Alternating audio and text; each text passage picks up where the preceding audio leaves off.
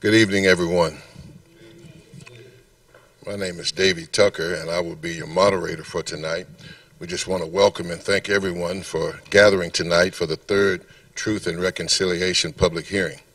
And we also want to welcome you to Vanderbilt Divinity School. These hearings are co-sponsored not only by the Divinity School, but also Gideon's Army, sponsors of the Driving While Black Report, and the Vanderbilt Divinity School Public Theology and Racial Justice Collaborative. So if we could we please give a warm welcome to the folks who are testifying tonight.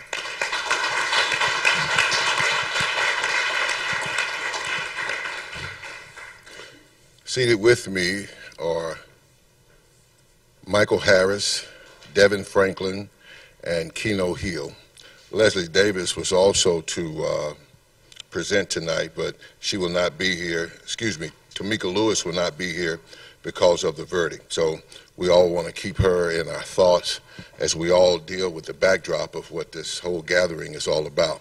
We also have present Courtney Bryant, a PhD student in ethics and society, and Professor Reiger, Cal Turner Chancellor's Chair of Wesleyan Studies, Distinguished Professor of Theology. Also, Dr. Phyllis Shepard, Associate Professor of Religion and Psychology and Culture and Chair of the Divinity Faculty. Also, Dr. Herbert Marbury. Where's he at? Hey, I didn't speak to you before I came in. Doc, how you doing? He is the Associate Professor of Hebrew Bible. They are here as pastoral presence for those who would benefit from it. Finally, we invited Chief Anderson and any of his designees from the Metropolitan Police Department to also attend, but as you can see, their seat is empty. Our goals tonight are simple. We want to listen to the personal stories of folks' interaction with the Metropolitan Nashville Police Force and to collect those stories to compile for a final report we will publish for the community. We want to challenge the police department to cease the traumatizing and victimizing black and brown people during traffic stops and unnecessary searches. Since the police department voices concern for the African American victimization, we hope that it will also be sensitive to the victimization the department causes through its traffic stop policies. The police department, by its own admission, 80% of the time these stops result only in warning, and nearly 90% of all consent searches yield no incriminating evidence. Addressing the singular problem of the traffic stop could save the city money in the deployment of services, rebuild community trust, and address the harm caused by the unnecessary and frequent stops of black and brown drivers targeting a whole community to detain a fraction of violent and nonviolent offenders. We hope that by listening to these stories that we can gain a stronger sense of how drivers are treated, what contributes to their victimization by the police department, and how we can continue to challenge city officials to consider the necessity in changing policy.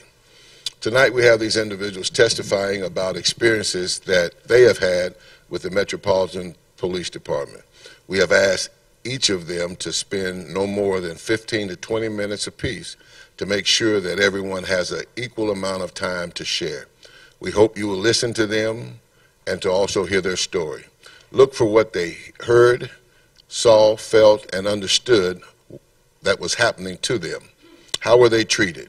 How did they respond? What, if any, harm was done? Let's offer the folk who are going to testify tonight our warm reception.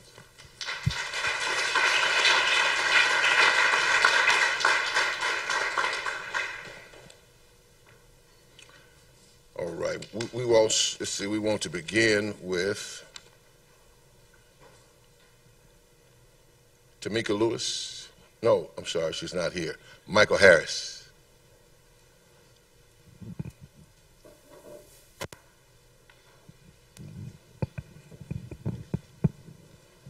Just want me to go ahead and start?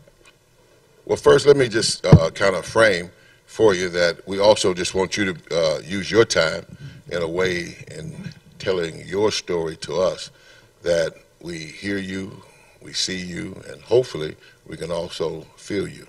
So I can dig that, and I appreciate it. How's everybody? First of all, I'm going to introduce myself. I'm Michael Harris. I'm 50 years old, and I live in East Nashville. Um, my one of my most terrifying experience was in 2014. I had just got a brand new car. My old car had got stolen, and my insurance company helped me get a new car and my bank.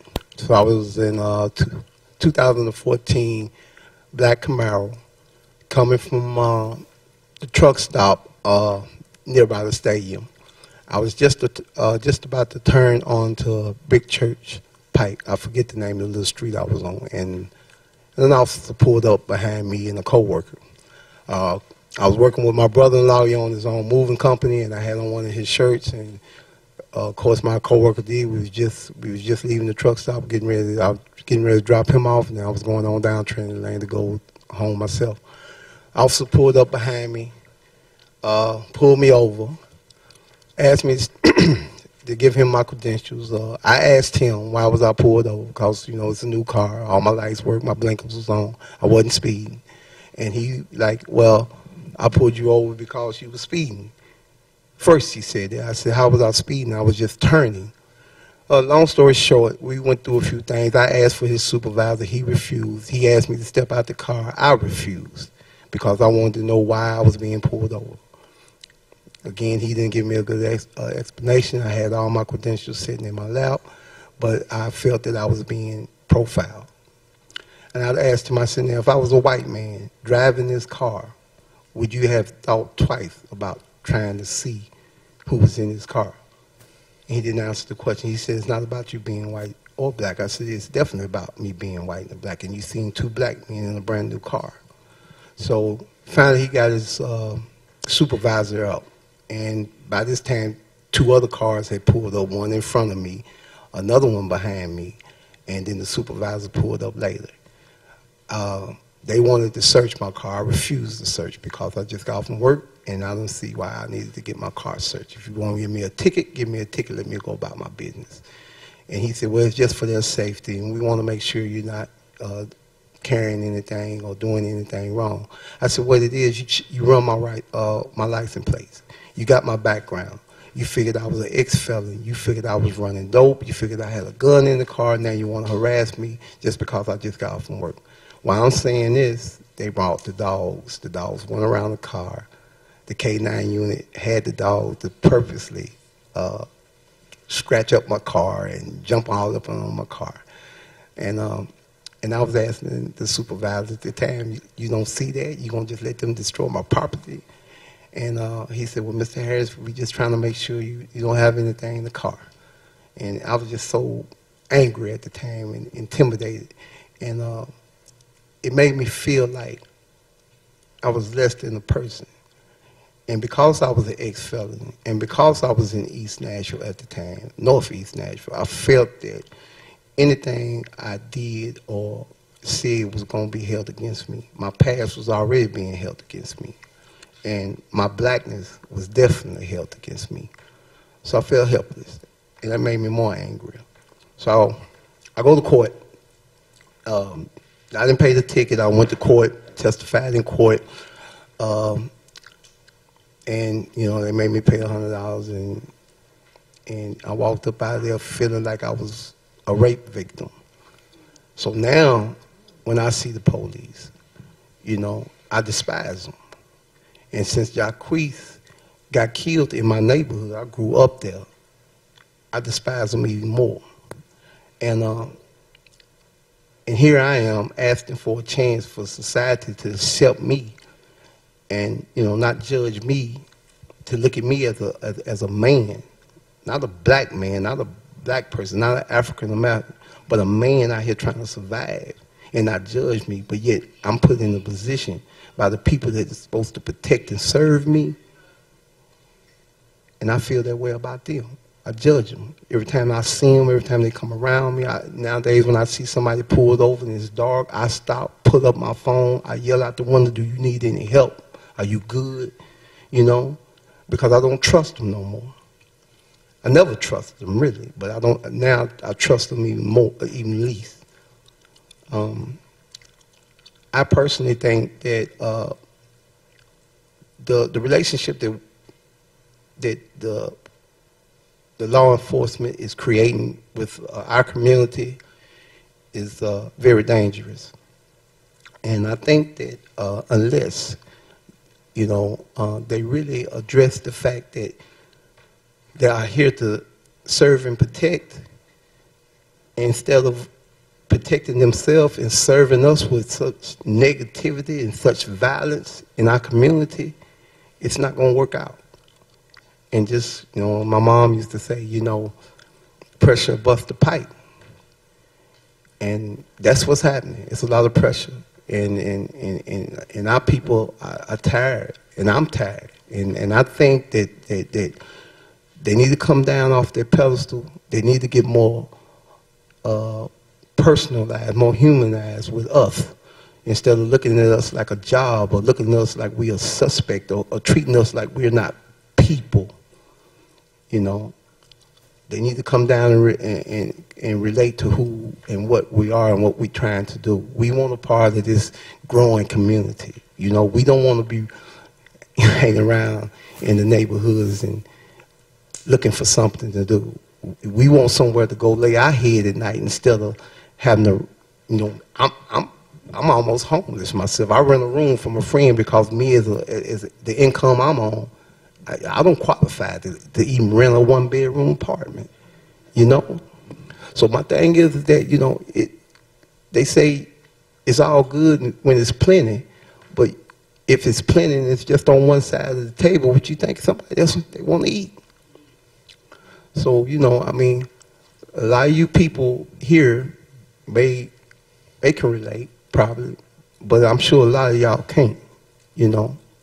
A lot of y'all got homes, or nice apartments, nice cars, nice jobs, nice communities. And you don't have to worry about stepping out your door and feeling like you finna get shot or thrown to the ground and drugged to a car or drugged out a car.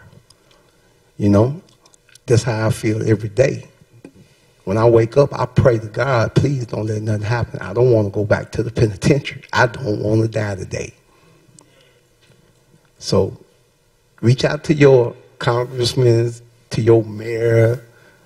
I ain't gonna say your president because it ain't worth the try, but don't reach out to the people in your community and share what you've heard today, not only from me but from these other brothers that's about to share with you, and let them know that this black man that was in prison for most of his life is still trying to be a man and provide for his kids and his grandkids and his community.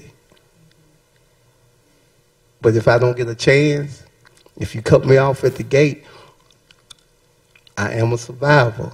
Just like a lot of them young cats out there. Even these brothers is up here, we are survivors. And I'm going to quote Malcolm X, by any means necessary. Let us thank this.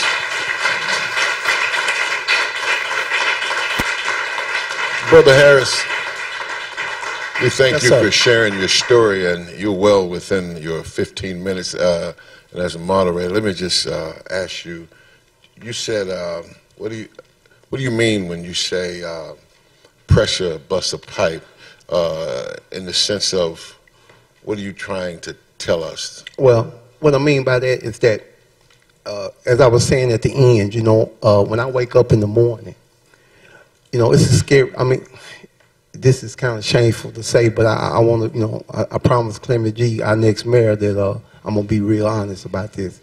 But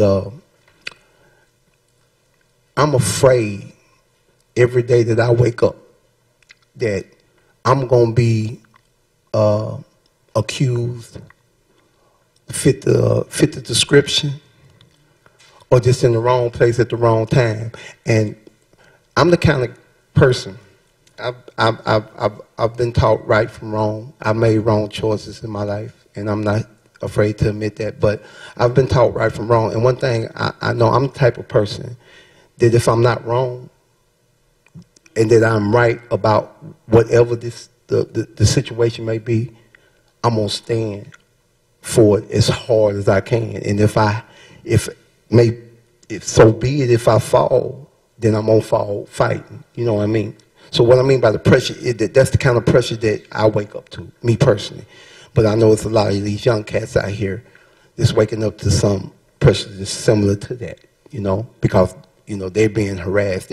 I mean, I was telling Killian, if I may, on the way over here, I've seen the police in my neighborhood drive by a young woman and her kids, or maybe a young man and his kids, and see their hood up or their tire flat, and drive by them and look like, you know, what you doing.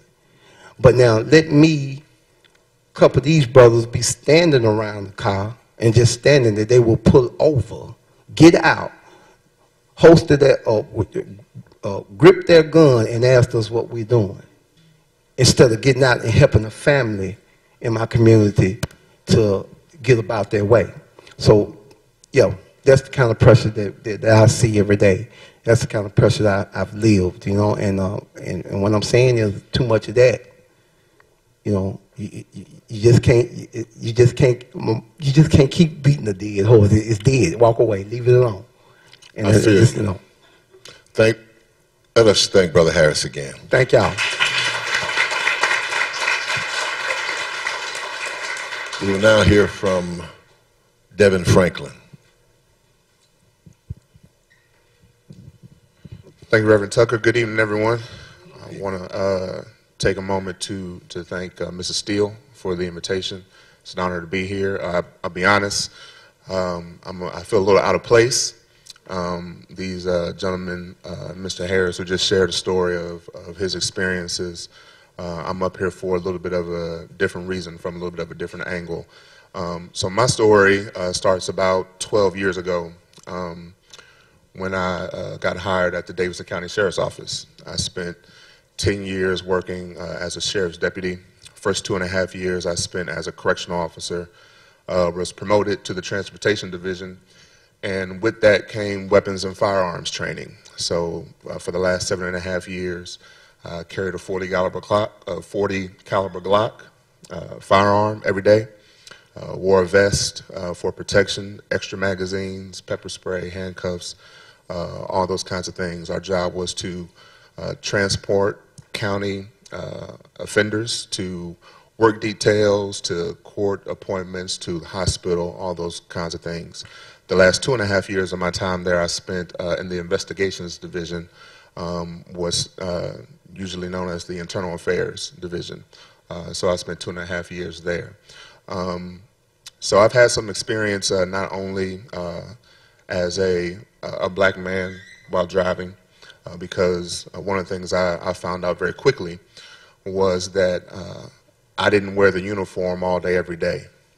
And so, I had a conversation with one of my higher-ups at one point. It was right around the time that they neglected to indict in the Michael Brown case. And we were having a discussion with my supervisor. I had joined the community on some protests. I was cited by some of my co-workers, and they kind of talked to the higher-ups about my presence there. And so I had a private meeting with them. And so he shared with me in our discussion. I told him, listen, I'm a young black man. He interjected and said, you're a sheriff's deputy. And I said, well, they don't ask me that when they walk up to the window. They don't see my badge. And really, in a lot of respects, I was probably a little bit more danger, because the last 2.5 years, I wore plain clothes. And so I would often be in my car driving home in plain clothes with a firearm on my side. And so on several occasions, I've had to, being pulled over, I had to explain explicitly who I was, where I was coming from, and why I had a firearm on my side at the get-go, just to be sure that nothing crazy would happen. And so I've had experience on that end.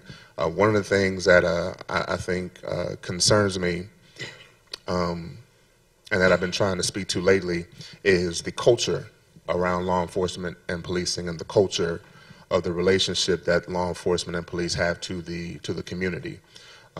It's a scary job. I was fortunate. The sheriff's office here in Nashville, Davidson County, does not have a patrol division. I didn't do any walking up on cars, but there were several times where I had to walk up on houses, doors, going with the Warren Division, things like that, and you never know what's going to happen. And of course, you are conditioned to assume the worst. And so not just by the media and what we see on TV and what's highlighted, even in our entertainment, there are no, if there was a law enforcement show that showed what happened, kind of daily, it would be probably a little more boring than what actually happens. They always highlight, the big things, and they always dramatize the big things.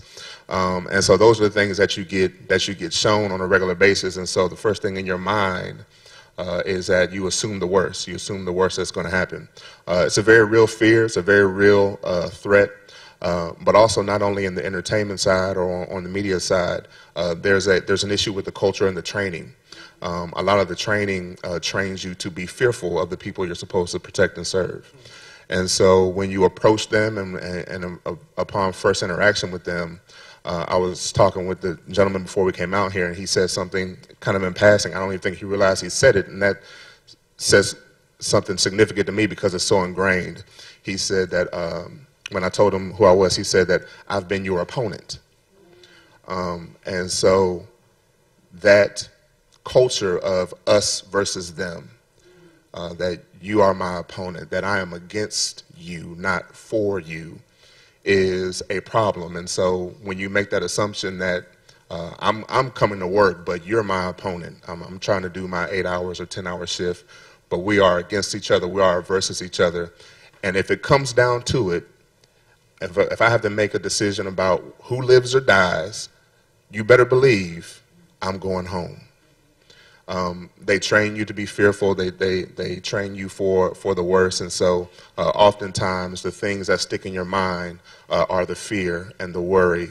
And in a moment of fear, your survival of the fittest, your nature kicks in.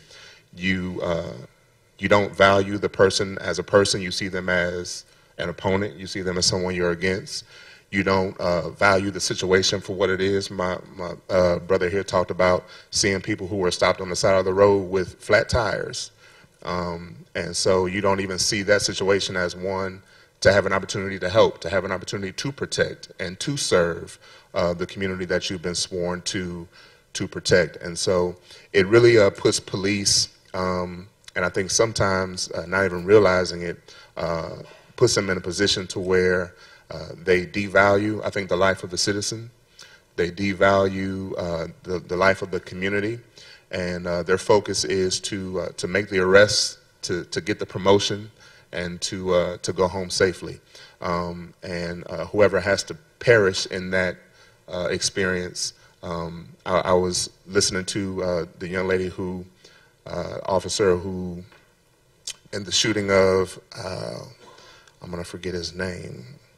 No, not Mr. Clemens. Gentleman was walking back to his car, hands in the air. The helicopter was, helicopter video showed him, and she shot him as he walked back to his car. She said something interesting in her interview with, I think it was 60 Minutes. She said, we have a saying, again speaking to culture, that we'd rather be tried by 12 than carried by 6. And that was significant to me because on the face of it, the initial thing is, well, yeah, certainly nobody wants to perish in their job. We're not saying that. But it speaks to me to an underlying culture that says, I'll take my chances in court with a seemingly toothless criminal justice and judiciary system. And I feel like I will fare better there than I will anywhere else. And so if I have to take a life, I'm pretty confident I can avoid any indictment. And history has proven that and shown us that. And so when it comes down to it, I'm going to make the decision that's best in that situation, because I'd rather be tried by 12 than carried by 6. I sometimes get into these conversations on Facebook. I'm trying to stop, but sometimes it gets to me. And so I think we have to I think I got into a conversation recently, and I think we really have to think carefully about how we understand courage and bravery. Officer Eric Muma, I'm not sure if I'm pronouncing that right. Yes. gave his life to save another. That to me is bravery, and that to me is courage. The things that we speak to that the police do, we have to at some point just say that they are doing their job. This is what taxpayers pay them to do. Now, that's not to diminish the work, but let's understand what we're talking about. Just because they get into a heated conversation doesn't make them brave. That's a part of the work. Just because a firefighter comes up to a burning building and has to run in, that's a part of his job. We would expect him to do that. And if he didn't want to do that, we would advise that he find other work. And so if the job is too much for them to handle, if the job is too much for them to do effectively and safely and efficiently, then we have to hold their feet to the fire at some point and hold them accountable and say, well, maybe you need to find other work, because families are losing their sons and families are losing their daughters. I can speak to that because that's what I did. I was fortunate and blessed to have an opportunity to leave law enforcement. And because I weighed what I needed to do in terms of providing for my family and dealing with those fears of, maybe not coming home, all of those things, when I had the opportunity, I took advantage of that. Because I did not want to be in a position where I had to make a rash decision to take someone else's life because of my own fear. And so we have to hold them accountable. We have to see if we're being effective in the training that we're giving them to do the job effectively. If they're not prepared, then that's a part of the culture and the training that they're getting on the front end. And so I'm not sure how I am on time, but I just wanted to share some of that, some of my story. And so I hope that tonight we have an opportunity again to hear these stories, to allow them to impact us and change us. And I'm a minister, and so the story of Jesus resonates with me. The victim of a crooked criminal justice system itself. I think that that's significant. And so I hope that these stories have as powerful an impact on our city and our communities going forward. So thank you for allowing me some time to share. Let us celebrate Brother Franklin. We thank you also, Brother Franklin, for sharing your story and your perspective with us tonight. As we continue on, we have Quinto Hill.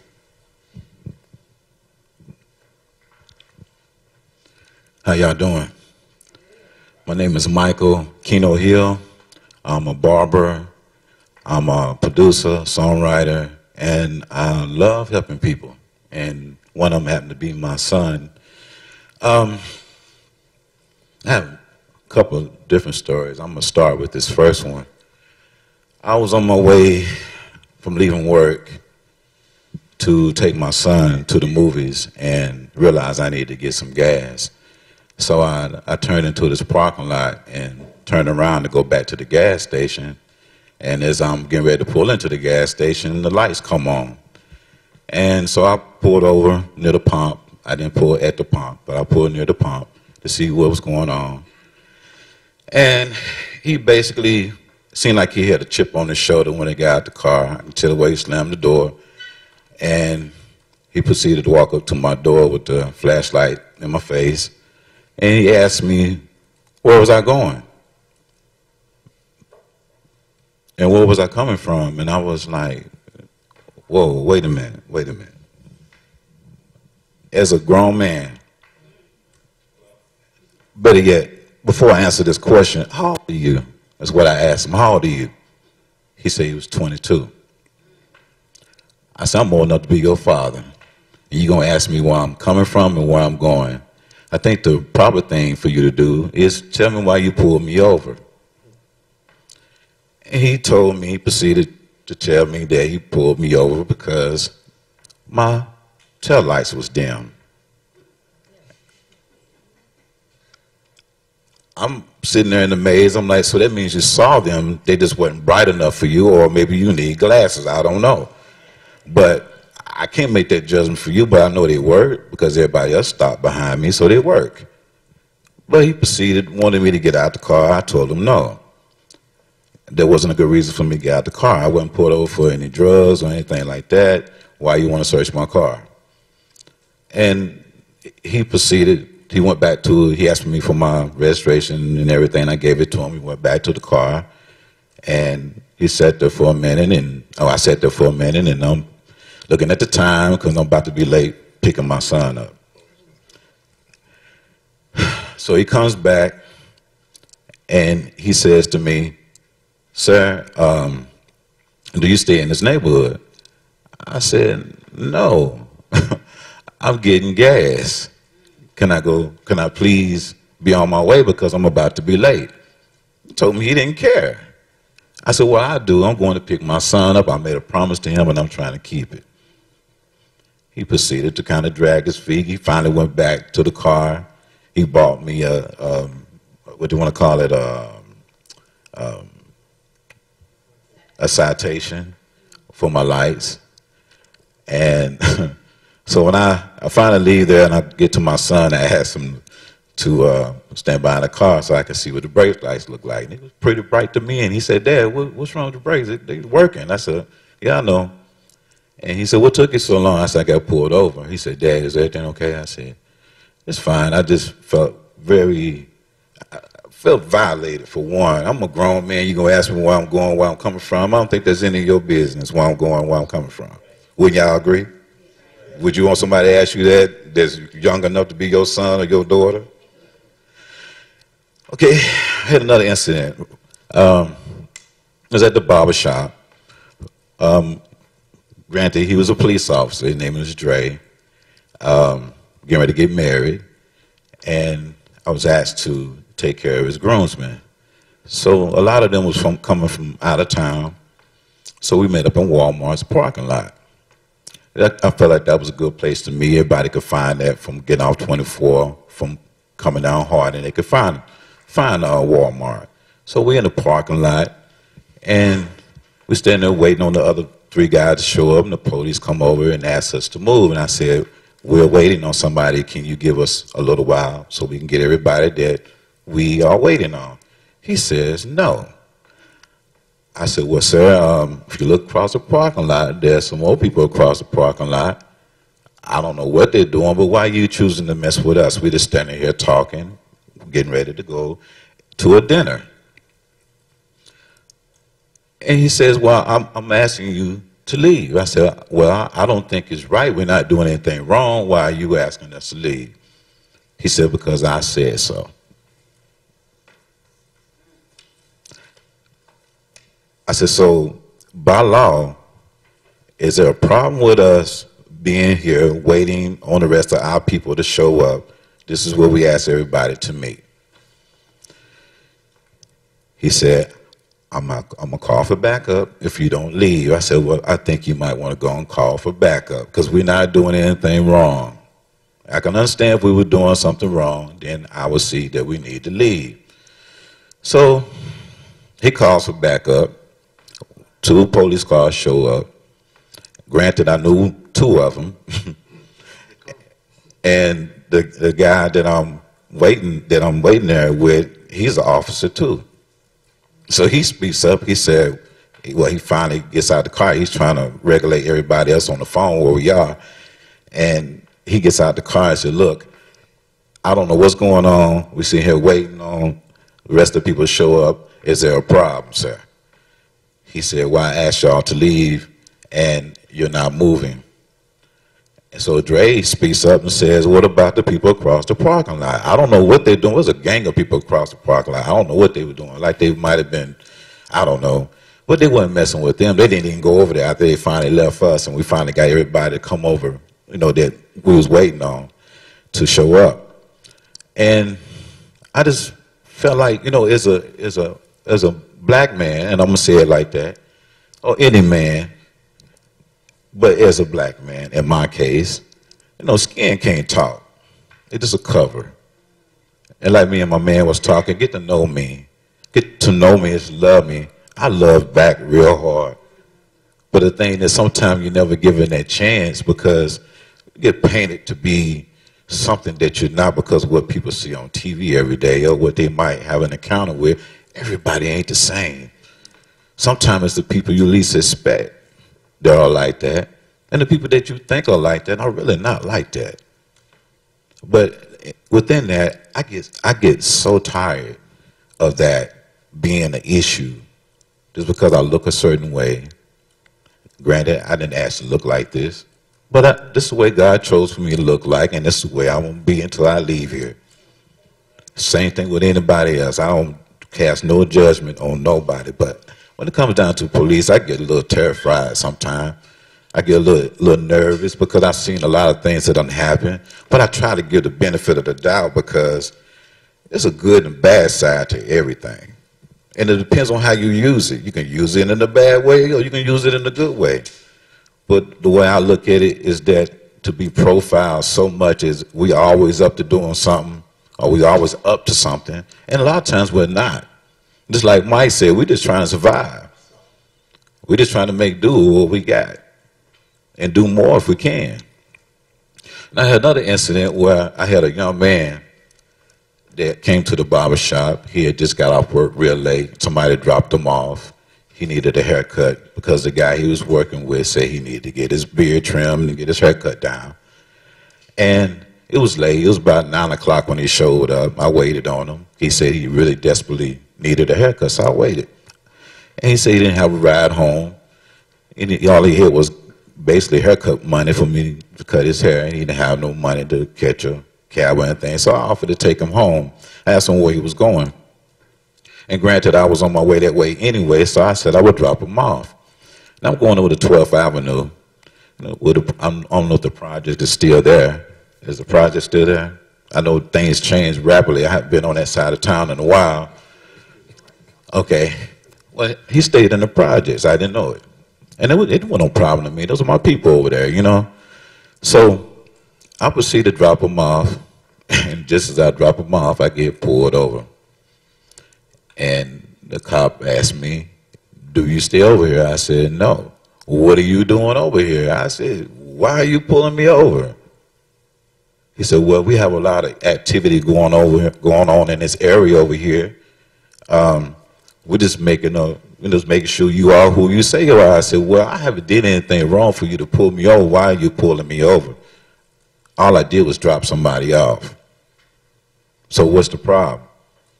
He said, "Well, sir, we had a lot of things, like I said, that happened in this neighborhood, and we just want to make sure that," I said, "You want to know who I am, right?" I said, "Here go my card. Come and get your haircut. So you can see who I am. We can cut through the fat right now. You can come to the shop tomorrow and get your haircut. It's on me. How about that?" And he started laughing. He said, "You trying to be funny?" I said, "No, I'm serious." I said, "I don't have time for this, man. I got somewhere to be. I was helping somebody, and I dropped them off where they stay at. No, I do not stay in this neighborhood, but I got a right to travel anywhere that I want to go within reason. And I pay taxes, like Mike just said. True. But I'm just, I decided that at this point, being quiet about it ain't going to help it. We're trying to make the right approach about it will. I don't think all police officers are bad, but it's the ones who do the dirt sometimes that make it look bad for everybody, kind of like when it come down to us. All black men ain't bad. All white men ain't good. You know what I'm saying? There's some bad people in every race. When we come to grips that, hey, ain't the cover we need to be looking at. What's his actions? What's her actions? What it's really about? But more than anything, I just want tomorrow to be better for all our kids. That we don't have to live like this. We all on the same planet. We all want some of the same things. We all want to see our kids grow up and be somebody. We all want to be treated fairly. We all want some of the same things. And how would we know that unless we talk like we're doing now? I wish more people would get together and we would talk. We would fellowship together.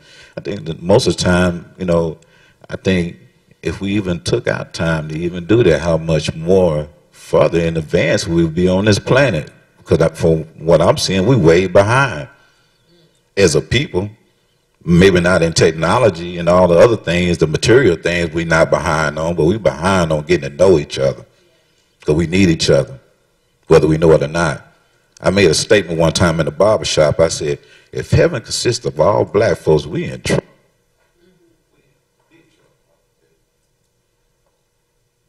We in big trouble. If it all consists of them. If it all consists of white folks, we in trouble. If it all consists of Chinese folks, we in trouble. If it consists of everybody. We all need each other. We all need each other. And I'm up here not just for that, but I'm up here to say that. Don't put yourself in somebody else's shoes sometime, and like a song I wrote, what you feel for yourself. You should feel the same way for someone else. Put yourself in somebody else's shoes. What the words say, doing to others what you have them doing to you. Well, some of the things that have been done unto me, man, if I did them unto you, I wouldn't be on this planet right now. For real, I'd be gone.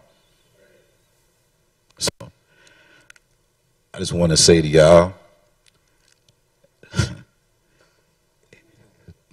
just want to say this right here. It's enough to wake up in the morning wondering if you're going to make it back home sometime.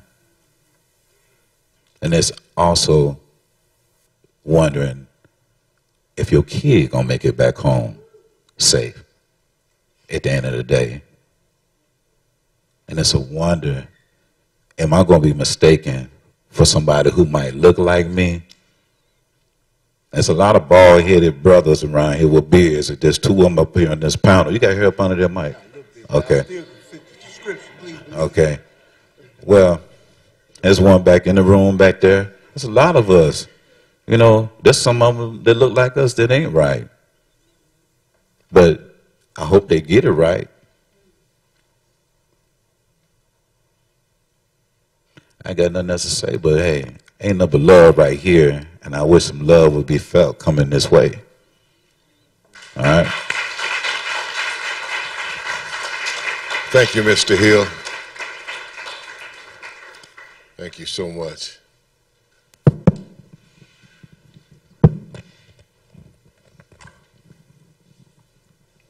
All right, so are we good? All right. Now we want to hear from Mr. Leslie Davis. All right, my name is Leslie Davis. I hope everybody doing okay. I agree with the brother.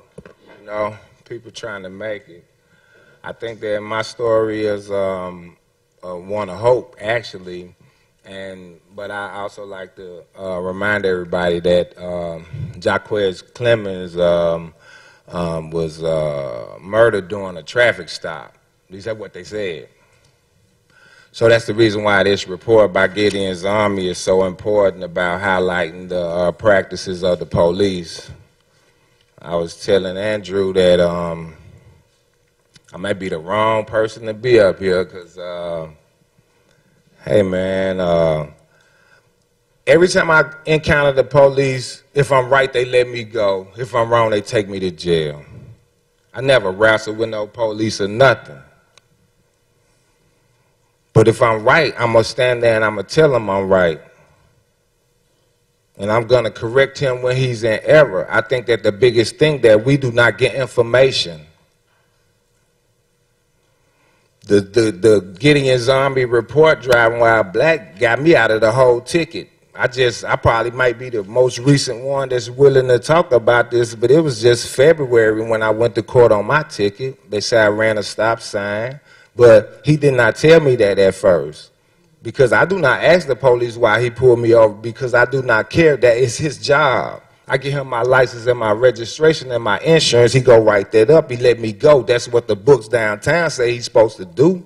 And so that's what I expect.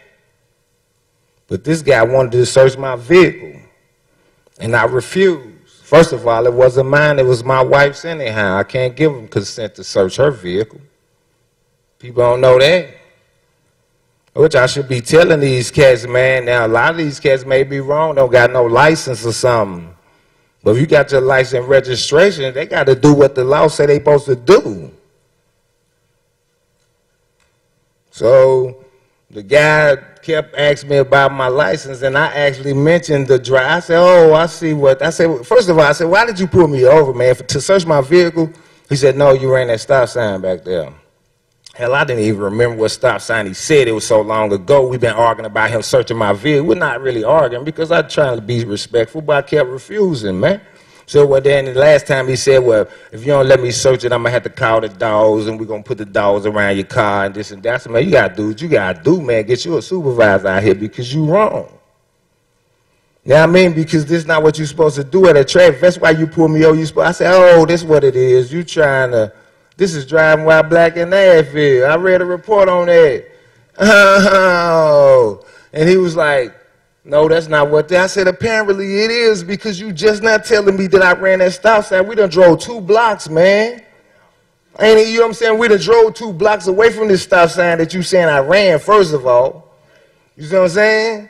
And now you telling me that I ran the stop sign. I can't even remember if I did or didn't. The judge like to convict me because I told her, I said, man, I had to slow down or stop enough for this car, this white car to go in front of me. She said, well, hey, you just not saying, did you stop or did you slow? I said, I stopped. Yeah. And that's only because the officer came in and he said he didn't remember the incident. Oh, well, if I wrote the ticket, he did it. She said, well, you can't tell me in the specifics. The man is saying that you said this and this. Well, he said, I don't remember. And she dismissed it. Driving while black, man, they report. If people know what to say, they might not, you know, they might not have a whole bunch of problems. Them folk got to follow law, and then we got to start telling on them. Only time I ever called the police in my life, people broke my house, man. Well, they didn't break my house, they broke my car, stole the radio and everything. I got on up with the work. It was my fault I left the door open, my window wasn't busted. I shouldn't have done that. But I called the police on the police, though. I called them on the police February the 14th of 2015. They pulled me and my cousin and his wife and my wife over and go down to B.B. King's and have Valentine's Day dinner. Talking about his tents was too dark. So the man said he want to identify everybody in the car. I'm sitting in the back. I said, no, sirree. You will not identify me, sir. I'm not driving this vehicle. You get that man a ticket and let him go. What's wrong with you? So that started the big old argument. Well, you know, not what discussion. You know, because we didn't get out of hand, Clement. I can't take no sticks and shotgun pellets. I can't take all that. So I made the man admit then at that traffic stop that it's his discretion to identify everybody in that car. A traffic stop means you give me a ticket and you let me go. A felony stop. Now, a traffic stop can result in a felony stop, probable suspicion. But if they search a vehicle, then that's just really a traffic stop after that, and they had to give you a ticket and let you go. But everybody don't read the papers and stuff down there. They got to let you read it. They work for you.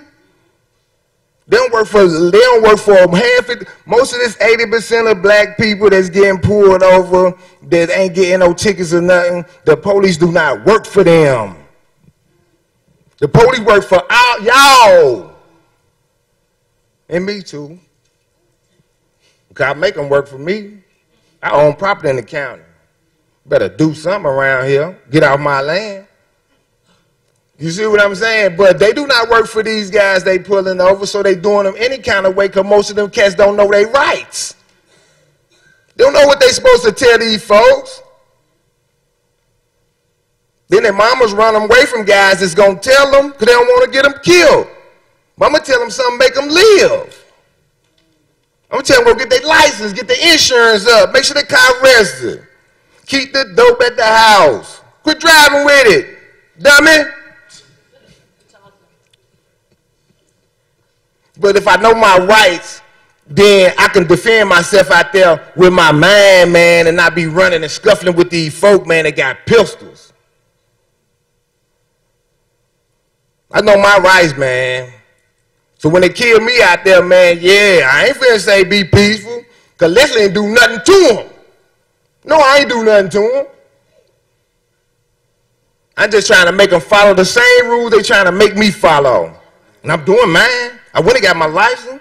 They charged me for that. I went and registered my car. They charged me for that. I paid it. I went and got insurance. They charged me for that every month. I don't never use it. Can't get none of that back. Is that fair to me? I don't whine. I don't say I'm scared of the police. I don't shoot them for nothing. I do what I'm supposed to do. They supposed to do what they supposed to do. That's the only thing people ask, man. Be fair, man. Do what you're supposed to do. But we can't tell them that because they don't work for them. They work for Channel 2.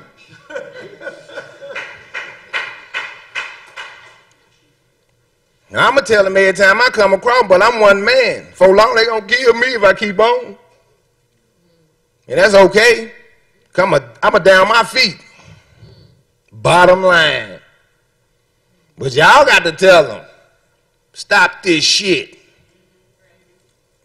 See what I'm saying? Because they ain't finna listen to me.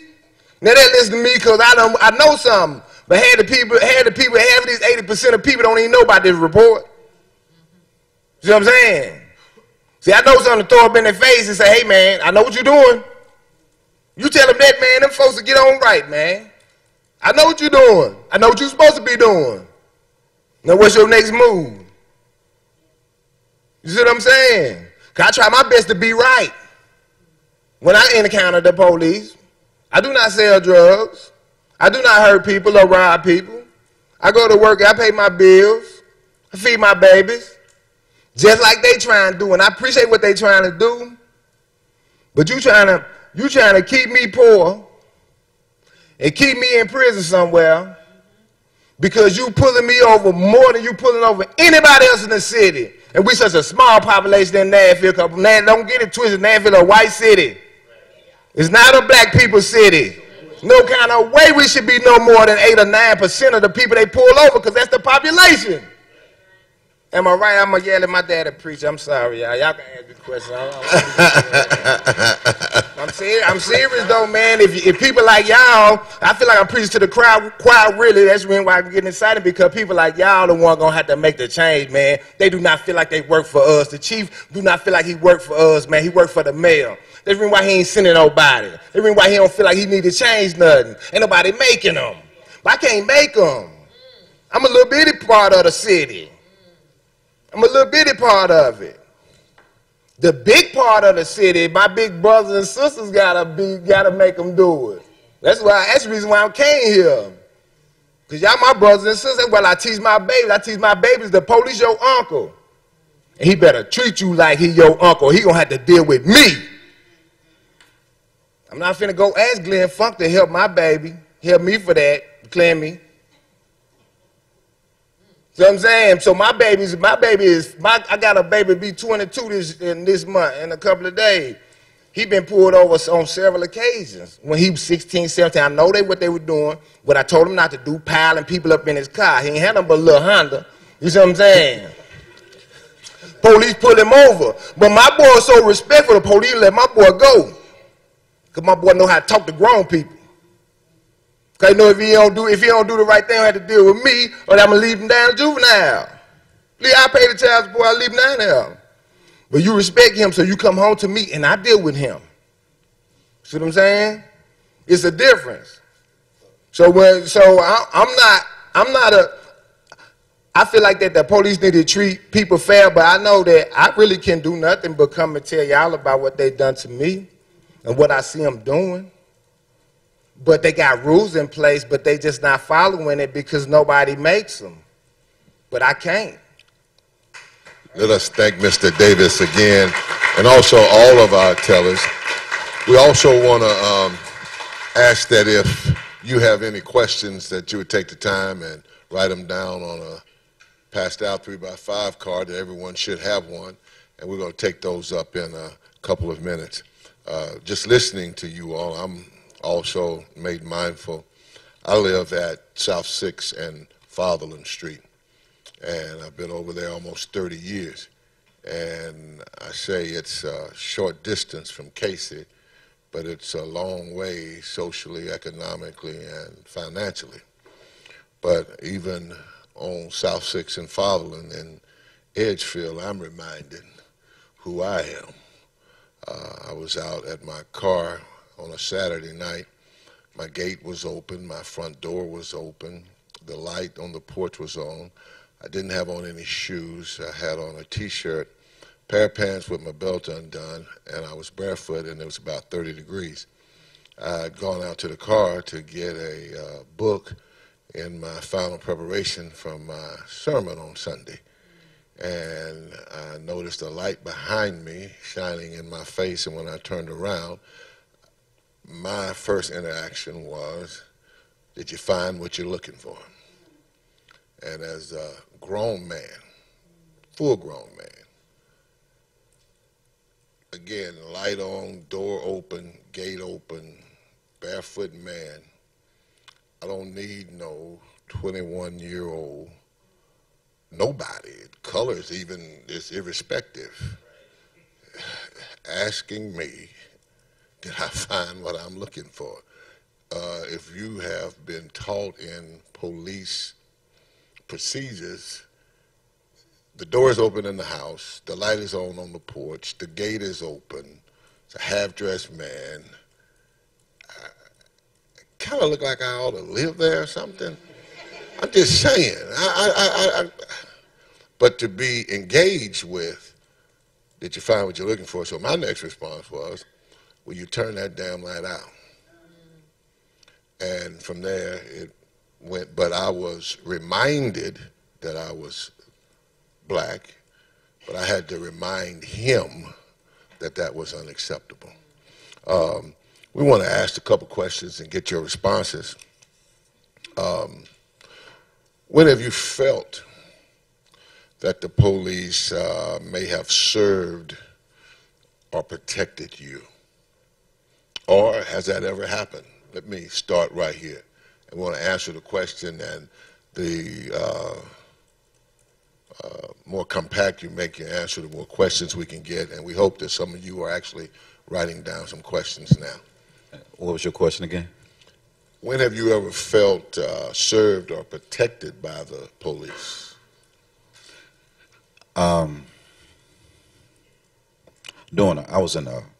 was riding with a friend of mine. We was in a car accident, and the lady in the back, there was 2 cars behind her, she came up and started talking crazy to me, and I didn't know why. And the cop that just pulled up saw her run over there. So he came over there and he asked her what was the problem. He kind of stepped in between us and said, ma'am, I'm going to ask you to back up because we're trying to figure out what happened. Could you please step back? And she just was ranting and raving still, and he asked her again, and finally he put her in cuffs and set her in the car to get her to cool down. That was one incident. And then there was a fight that broke out downtown one time, and there was a couple of police that was on bikes. He warned me, he said, you might not want to go down, there's a lot of stuff going on. There was a fight that broke out, you might want to go around the other way. And those are the 2 times that I can remember right now. I'm sure there was other times when I was younger, but I don't really remember totally. But that's something recently that just happened within the past 2 years. Thank you. I'm sitting here trying to wreck my brain. I really can't recall, but no, I'm not going to try to. I don't think they ever have with me.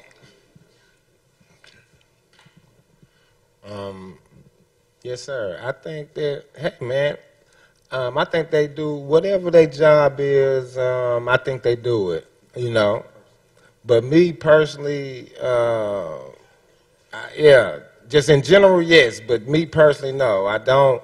And that's not trying to be smart or anything. To me, I just don't think. I don't think it's. Most of the time, it's not important enough. Most of the things that have happened to me in the last probably 20 years not been important enough to have to call the cops, you know. So as far as that goes, my interaction with them out mostly is traffic stops, man. You know what I mean? Yeah, so. Thank you.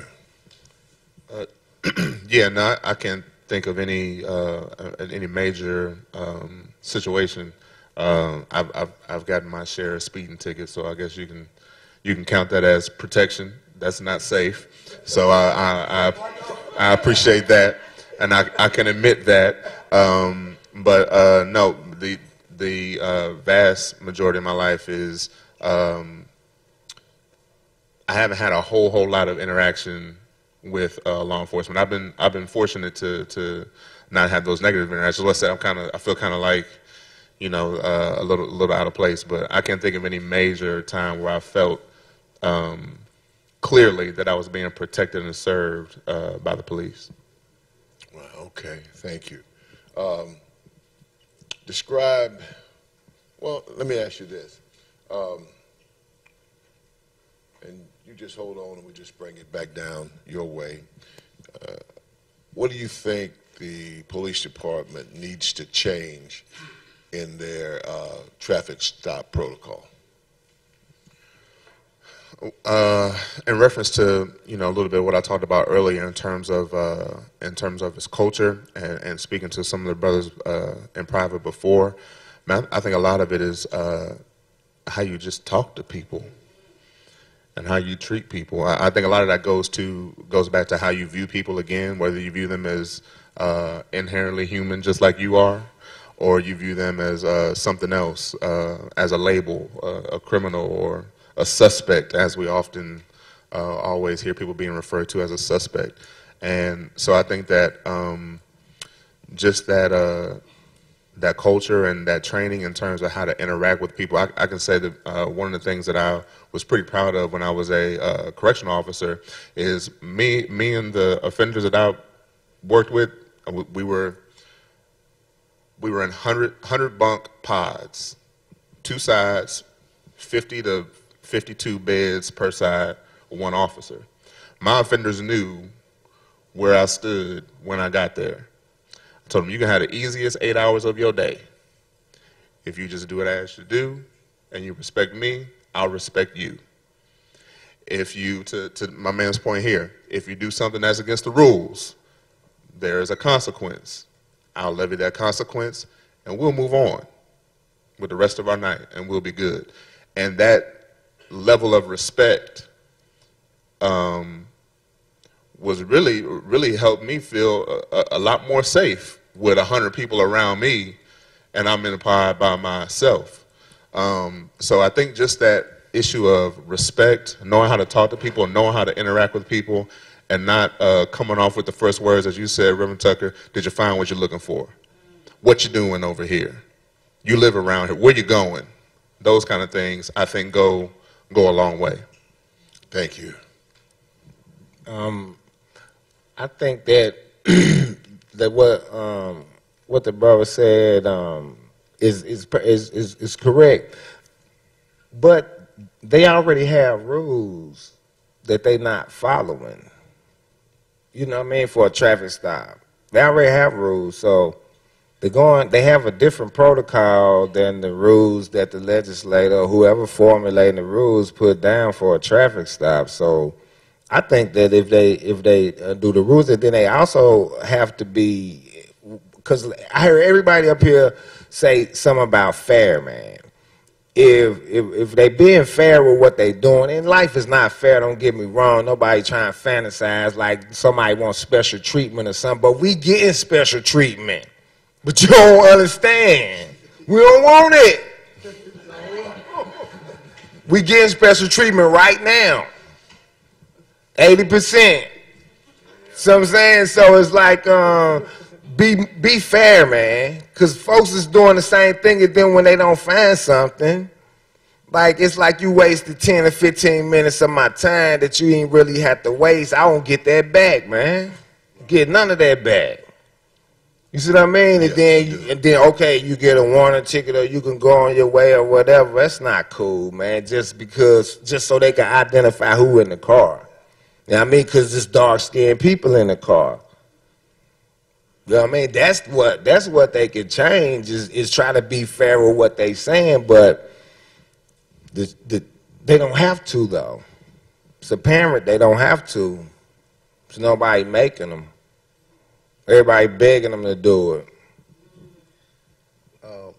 If you don't mind, before I answer that, I want to just quickly elaborate on something that the brother on the end said about a conversation he had earlier about someone saying that they felt that he was the opponent. That was me. And I want to address that. I want to bring that out in the open just briefly, because I know we got time there, but I want to address it and that's because of that question is that And his answer is not a level of respect between my community. I want to really emphasize my community and law enforcement, okay? So when we first met, I asked him, what's going on with the training? How do they train y'all about addressing us, or addressing our community?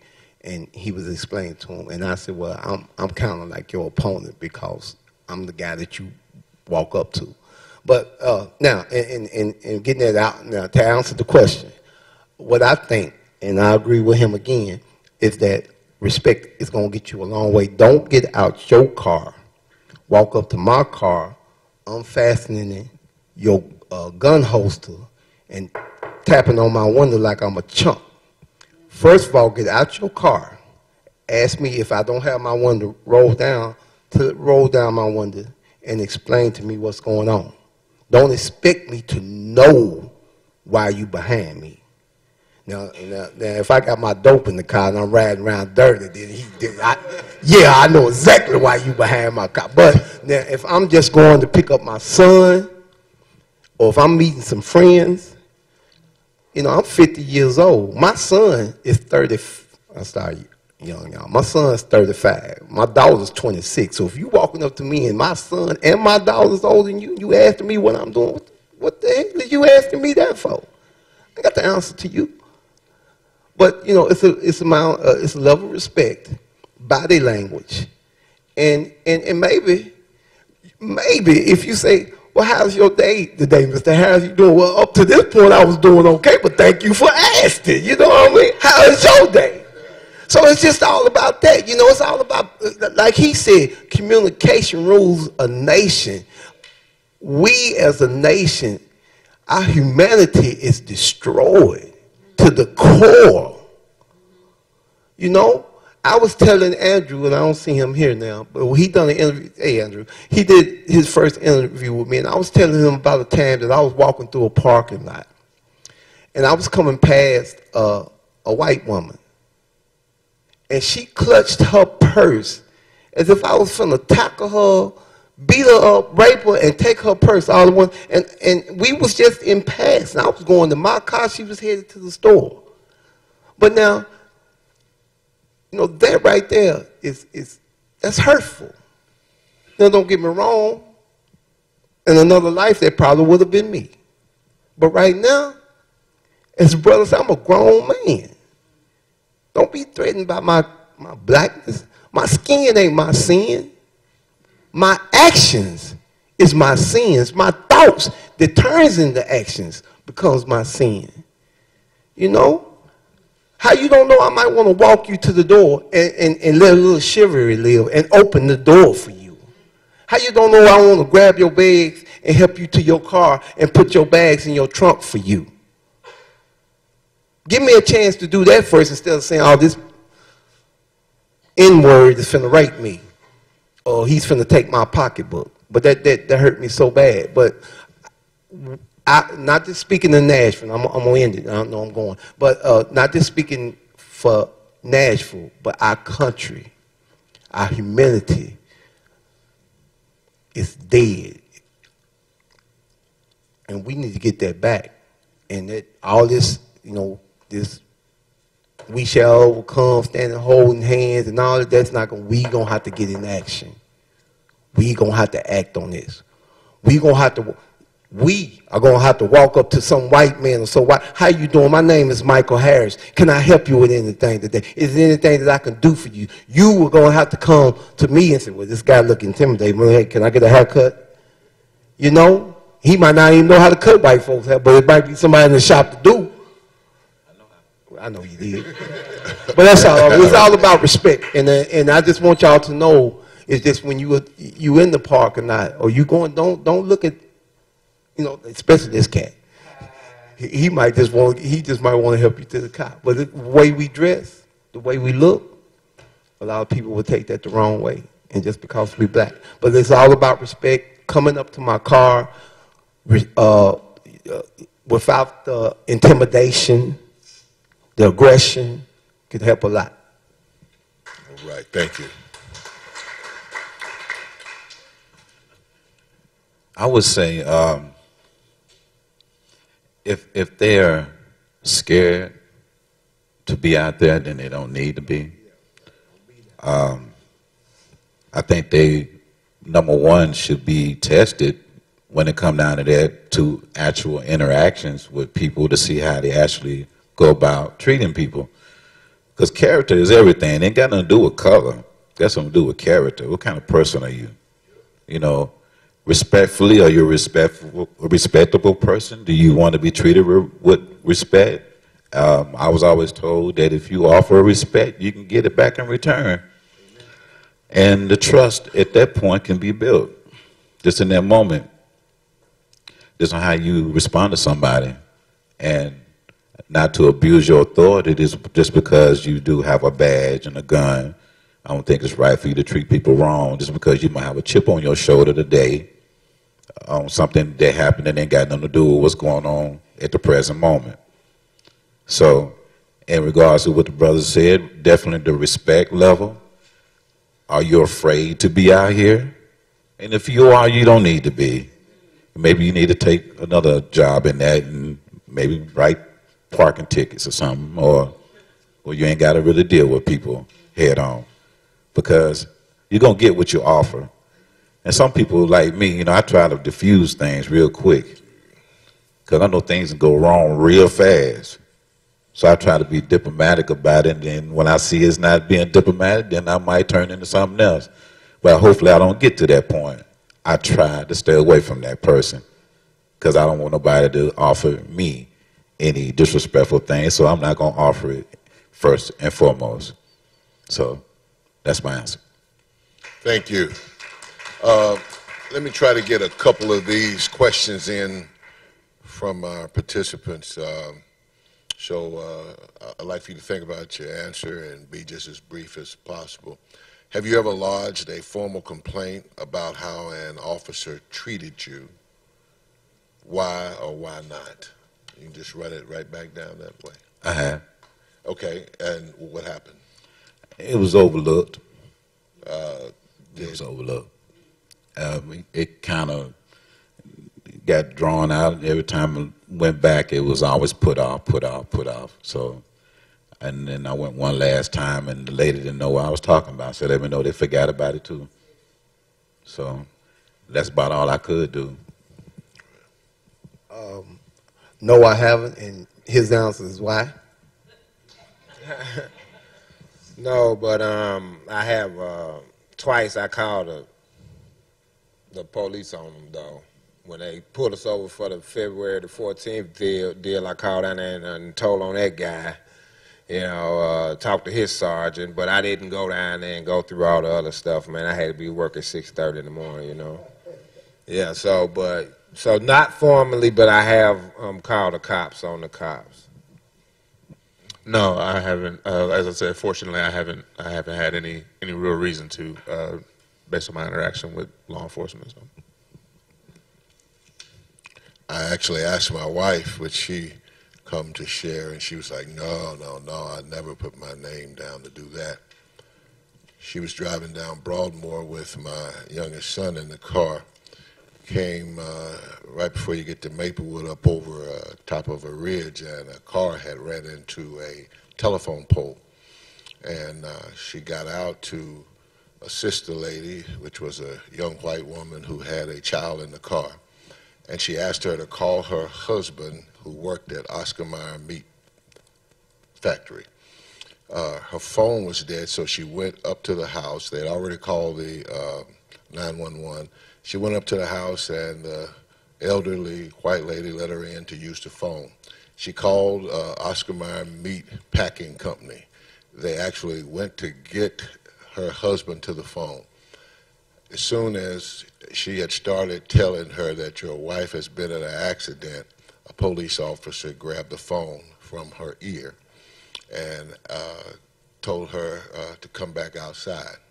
He never listened to her. He automatically thought she was some kind of way involved in the accident. He put her in the back of his car, and she urinated on herself. And finally, when it was all done, we did file a complaint. And again, it started out like yours. They wanted to keep putting it off. And I drove to the East Precinct one night, and there was a gentleman named Captain Baker who was that shift supervisor. And I talked to him in the parking lot. I said, we're not going to let this go. We're not going to let this go away. We also got an attorney. And when the investigation was over, the individual officer had gone back out to the lady's house, and she expressed that she felt intimidated because the internal affairs people were asking her what happened, and she said he stopped by her house to let her know that he works out in this area and that he'd be watching out for her and everything. So when the IA went back to ask her follow-up questions, she couldn't remember anything. And so finally a private investigator went out and talked to her and recorded a statement that ultimately resulted in this guy getting a 30-day suspension. But they didn't fire him. They did not fire him. So I have a pure interest in this system, and we've been affected by it. We're going to ask one more question, and we're going to, I like this one. What is the psychological and spiritual toll of being a black man with a history of dealing with police? Again, I'd like for you to just think for a few seconds and be as succinct as possible. What is the psychological and spiritual toll of being a black man with a history of dealing with police? And you want me to be succinct? Well, I don't want you to preach. No, I'm not going to preach. I'm not going to preach. Oh man, I think that's difficult to put in words, and I think we've heard some inklings of it already, and so I won't go too long. But my man said, when you have to leave, I'm wondering if you're gonna get home, and that's not even to go out and do a job in law enforcement. That's just to run to the corner store real quick.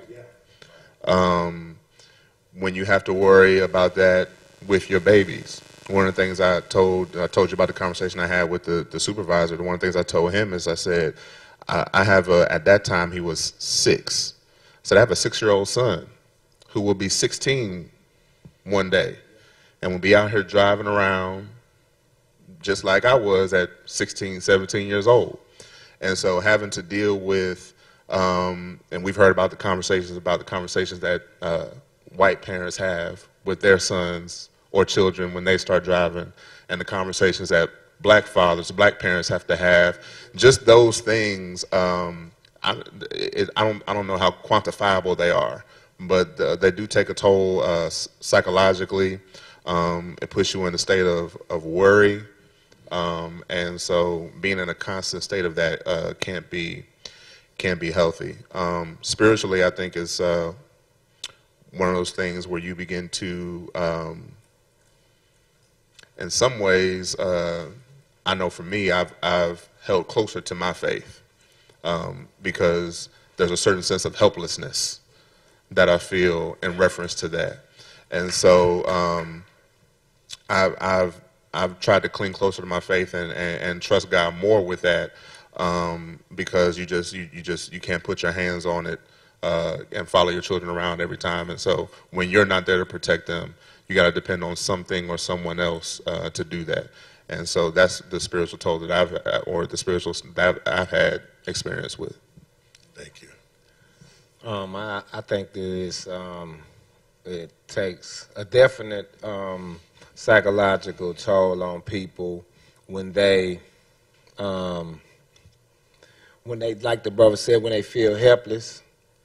You know, and then I think I was trying to explain to Andrew earlier, like, I think that a survival tactic of a lot of black people is anger, and but a lot of times that be fear and you know, and self-preservation, man. So a lot of times, and then the police might think that they didn't breed that culture, but they helped with it, and we did too, you understand me? But a lot of times, she don't mean nothing because she yelling, man. She trying to get her point across. You see what I'm saying? Now, if it get physical, then it's a different story. But, like, a lot of times that be fear, man.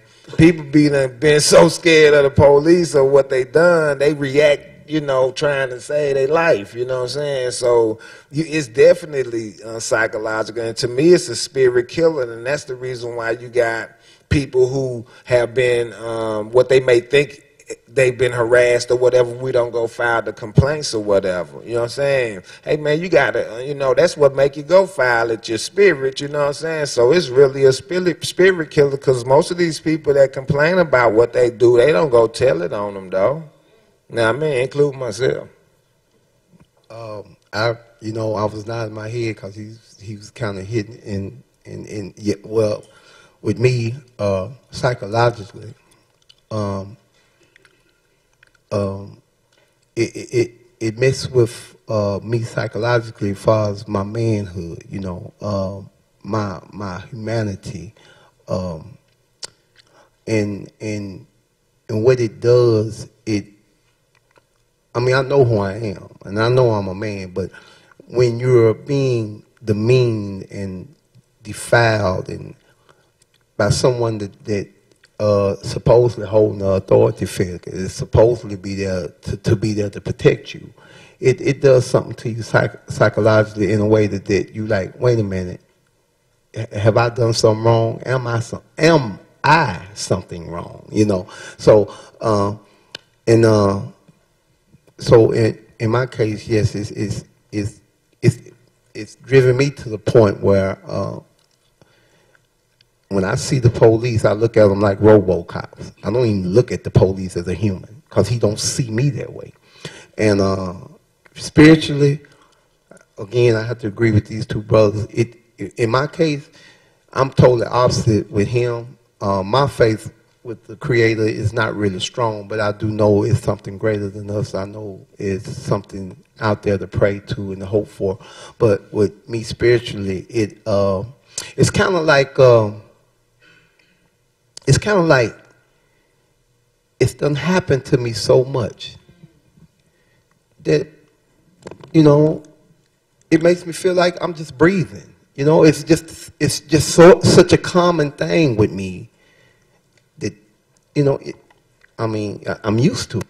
So my spirit is darkened on that situation, you know, because I feel like if I prayed or if I asked for some guidance or some help in the situation, the end result will still be what it is. I'm black. He pulled me over, and he's gonna disrespect or try to kill me. So, you know, my spirit on it, I don't have it for them. I don't, you know, I'm at the point that I don't care about the police, no kind of way. I mean, when I see one of them hurt, shot, stabbed, I pretty much applaud in my mind.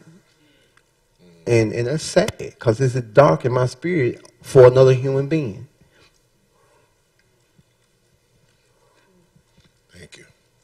It makes me feel like I'm very nervous at times. I don't ever know what's going to actually take place or what kind of day they had. And I'm very prayerful about things when it comes to my family leaving the house or my daughter or my son. And, you know, it made me think back. You know, I've read a lot and I've heard a lot of different stories about how things were a long time ago, and it looked like much ain't changed, but just seemed like they got some authority with it now. You know, those who are those type people who like to hate on people just because of this, that, and the other. So it makes me a little leery about the police at times. But I do have friends that are police officers. I also have some family members that are police officers. And someone wondered why I wasn't hanging around them too much. But then we talked, and then I understood from their point of view on some things. But it still makes me nervous when it's somebody I don't know. You know, it puts me on guard. I'm riding. Sometimes they pull up behind you, and, you know, they might not necessarily be after me, but if they turn the lights on, I get a little nervous because I don't know what's, you know, I know a lot of times I get pulled over that I'm not doing anything but driving. And I'm doing the speed limit, but I get pulled over for some dim brake lights. so they dim, but they working. Like, that don't make no sense to me. But yeah, that type of thing. It makes me nervous at times. Sometimes, you know, I go to praying in my head about it before they even walk up to my car. And a lot of time I'm looking at the actions, how they shut the door. So yeah, it puts me on guard, pretty much. I don't like to feel that way. You know, it, like my man said here, it dampens my spirit sometimes when they're around. And I know that they're doing their job, and sometimes they're not doing their job. I just don't never know when's. Man, can we thank all of our testifiers tonight?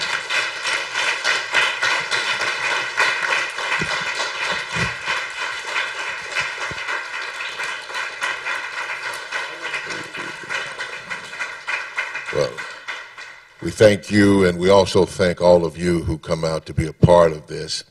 And I also like to thank Vanderbilt for being a space to put this together. That last question got me as we close, and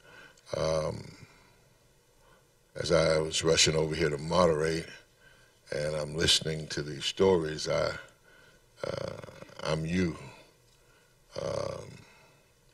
I have a prayer every night that at some point in my night when I look through the crack of my bedroom door that my hall light will be out.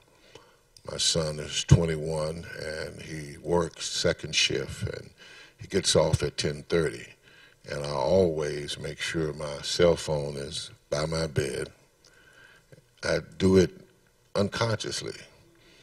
And I leave the hall light on so that as I turn in the night, I look and see what time it is. And there have been times when at 1:30 or 2 o'clock, the hall light is still on. Then I have to text him and ask him, is he good? And my fear is not that he's had an accident or that he's had a wreck, or my fear is that he's encountered the police and it's went wrong. And it ought not be that way. So my spirituality and myself, I pray the light goes off. Thank you for coming out and being a part of this.